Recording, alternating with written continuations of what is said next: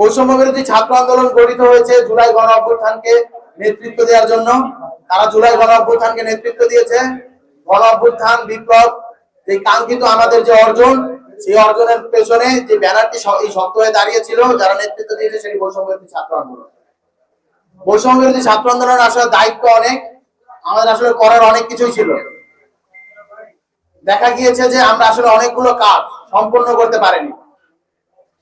জুলাই গণ অভ্যুত্থান থেকে গড়ে ওঠা সারা বাংলাদেশে অসংখ্য নেতাকর্মী অভ্যুত্থানের মধ্য দিয়ে রাজনৈতিক হয়ে উঠেছিল, সেই জনগোষ্ঠীকে সংগঠিত করা এবং জুলাই গণ অভ্যুত্থানকে বাঁচিয়ে রাখার জন্য, জুলাই বিপ্লবকে বাঁচিয়ে রাখার জন্য যে প্রচেষ্টাগুলো, যার মাধ্যমে যে স্থায়ী সমাধান, যে স্থায়ী ভিত্তির উপর দিয়ে জুলাই প্রতিষ্ঠিত হবে। সুপার ফ্রেশ ফর্টিফাইড সয়াবিন তেল, শুরু হোক হেলদি লাইফের জার্নি। সেই কাজগুলো আমাদের করতে হতো। এই দুটো প্রধান দায়িত্ব আমাদের ছিল। ঐতিহাসিক এক দফায় শহীদ মিনার থেকে আমরা ওয়াদাবদ্ধ ছিলাম, জুলাইয়ের এই যে গণ অভ্যুত্থান, আমাদের এই বিপ্লব, এটি সফল হলে শুধু স্বৈরাচারী শেখ হাসিনার পতনের মধ্য দিয়ে এটি সীমাবদ্ধ থাকবে না। আমরা ফ্যাসিবাদী ব্যবস্থার বিলোপ ও নতুন রাজনৈতিক বন্দোবস্তের কমিটমেন্ট নিয়েই এই যে প্ল্যাটফর্ম, এটি শুরু করেছিলাম। কিন্তু সারা বাংলাদেশকে সংগঠিত করার যে চেষ্টা, যে কার্যক্রম, সেটি একটু বেশি প্রায়োরিটি পেয়ে গিয়েছিল, যার ফলে জুলাই সম্পর্কিত অনেকগুলো কাজই আমরা দেখতে পেয়েছি আমরা সেইভাবে সেগুলো নিয়ে কাজ করতে পারিনি।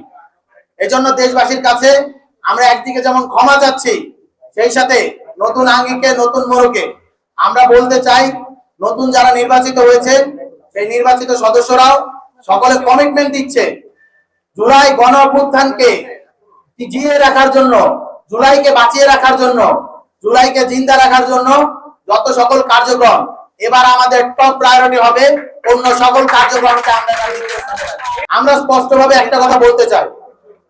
দীর্ঘদিন যাবৎ জুলাই, যেহেতু বৈষম্য বিরোধী ছাত্র আন্দোলনে কোনো কেন্দ্রীয় নেতৃত্ব ছিল না, তাই আমরা দেখতে পেয়েছি সারা বাংলাদেশে বৈষম্য বিরোধী ছাত্র আন্দোলনের ব্যানারকে ব্যবহার করে নামে বেনামে বিভিন্ন ধরনের আর্থিক কেলেঙ্কারি, বিভিন্ন ধরনের অপরাধ কর্মকাণ্ড সংঘটিত হয়েছে। প্রথমেই সভাপতি হিসেবে দায়িত্ব গ্রহণের আগেই, এই ফলাফল ঘোষণার পর মুহূর্তেই একটা কথা আমি স্পষ্ট করে বলে দিতে চাই, এখন আর বৈষম্য বিরোধী ছাত্র আন্দোলনের ব্যানারকে ব্যবহার করে, প্ল্যাটফর্মকে ব্যবহার করে, পদ পদবীকে ব্যবহার করে কোন প্রকার চাঁদাবাজি, দুর্নীতি বা কোন প্রকার অনিয়ম করার ন্যূনতম সুযোগ আমরা দেব না। এই ব্যাপারে আমরা জিরো টলারেন্স নীতি গ্রহণ করব। আমরা দায়িত্ব পাওয়ার পরবর্তীতে প্রথম ঘোষণা হিসেবে আমরা একটি কাজ অগ্রিম আপনাদের কথা বলে দিতে চাই, একটি কর্মসূচি। আমরা প্রথম কার্যক্রম হিসেবে সারা বাংলাদেশের সমস্ত কমিটির কে আমরা যাচাই বাছাইয়ের জন্য একটি আর্থিক স্বচ্ছতা কমিটি ঘোষণা করব এবং এই আর্থিক স্বচ্ছতা কমিটিকে 15 কার্য দিবসের মাঝে সকল আর্থিক কেলেঙ্কারি বিষয়ক যত অভিযোগ রয়েছে সবকিছু যাচাই বাছাই করে একটি শ্বেতপত্র প্রকাশের জন্য নির্দেশ প্রদান করব।